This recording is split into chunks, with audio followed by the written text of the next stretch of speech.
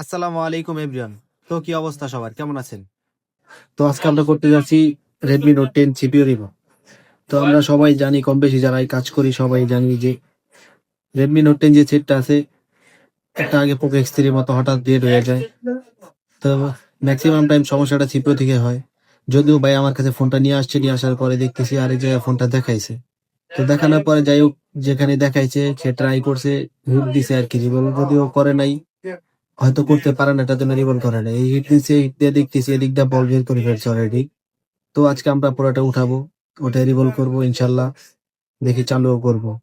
তো প্রথম প্রসেসিং অনুযায়ী আমরা তো সবার আগে এটা একটু বসাতে হবে। সেকেন্ড টাইম আমরা এটা আঠা পরিষ্কার করবো, যেহেতু এটা ব্ল্যাক পেজ থাকে, একটু হার্ড থাকে। তো আমরা এটা সচেতনলি একটু আঠাটা কেটে নেবো, নয়তো দেখা যায় অনেক সময় সাইডে আঠার কারণে, পেস্টের কারণে দেখা যায় আমাদের কম্পোনেন্ট উঠে যায়, অনেক সময় রেজিস্টার উঠে যায়। তারপর আমাদের অনেক লাইন মিচিং হয়ে যায়, ওই ক্ষেত্রে অনেক সময় দেখা যাচ্ছে এটাও চালু হয় না।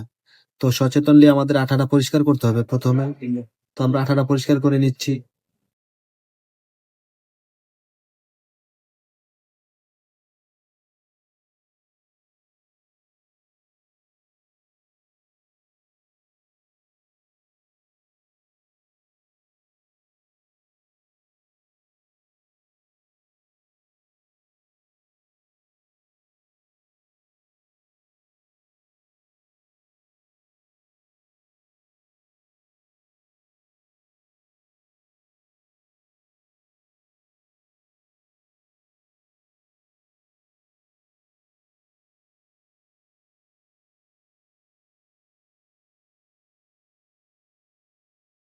পরিষ্কার করা শেষ, এখন আমরা সচেতন ভাবে এটা উঠাবো। উঠানোর পরে আমরা সুন্দর করে ক্লিন করব প্রথমে মাদারবোর্ডটা। মাদারবোর্ডে ক্লিন করার সময় অবশ্যই খেয়াল রাখতে হবে। অনেক সময় দেখা যায় তাতাল দিয়ে পরিষ্কার করতে গেলে আপনার তাতালের সাথে অনেক সময় অনেক কম্পোনেন্ট চলে আসে। রেজিস্টার বা ডায়েট সাইডে থাকলে, আশেপাশে থাকলে ওগুলা চলে আসে। তো এগুলা অবশ্যই আমাদের সাবধানে রাখতে হবে, যাতে একটাও কোনোভাবে না সরে যায়, খেয়াল রাখতে হবে এদিকে।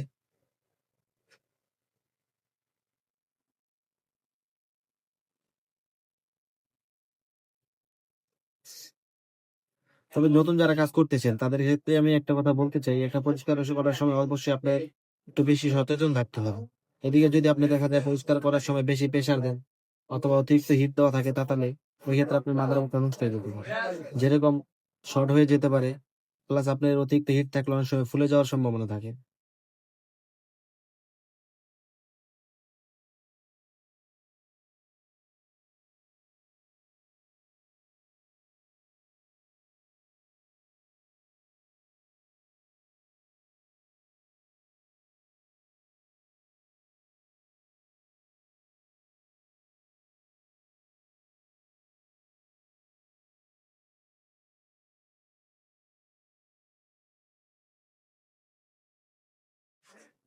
তো আমাদের আরেকটা বিষয় খেয়াল রাখতে হবে, আমরা অনেক সময় তাতালে পরিষ্কার করার পরেও দেখা যায় সাইডে হালকা হালকা ব্ল্যাক পেস্ট থেকে যায়।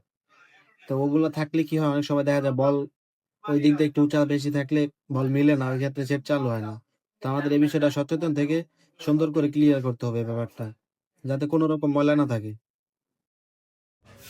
দেন আমার মাদারবোর্ড পরিষ্কার করা শেষে আমরা সিপিইউটাও পরিষ্কার করতে হবে, যেহেতু ব্ল্যাক পেস্ট সিপিইউ তো থাকে, আমাদের এটাও সাবধানে সব পরিচয় পরিষ্কার করতে হবে।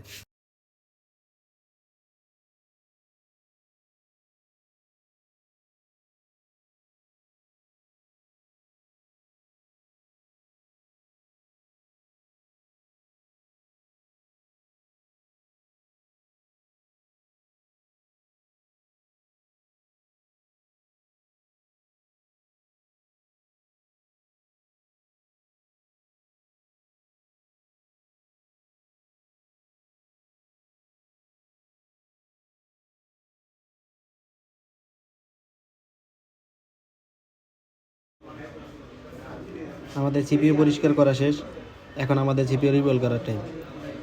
বল করার সময় একটা জিনিস সচেতন থাকতে হবে, যেটা প্লেটের মাঝে কোনো রকম ময়লা না থাকে।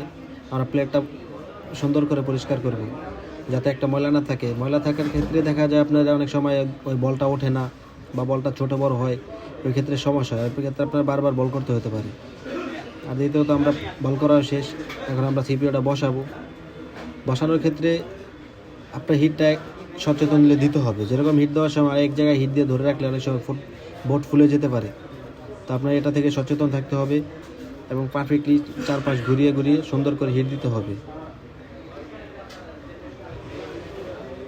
এবং আপনি হিট দেওয়ার কালীন যে আপনার আইসিটা নাড়া দিতে হয়, সিপিইউটা আমাদের হালকা করে নাড়া দিতে হয়, এটা আপনার সাবধানের সহিত দিতে হবে। একদিক বেশি দিলে দেখা যায় ভিতরে বল শর্ট হয়ে যাবে, বাইরেরটাও দিলে শর্ট হয়ে যাবে। আমাদের সিপিইউ বল করা শেষ। এবার আমরা মাদারবোর্ডটা একটু ঠান্ডা করব, তারপর দেখব কি হয়। তো আলহামদুলিল্লাহ আমি কাজটা করলাম এবং সাকসেসও হইলাম।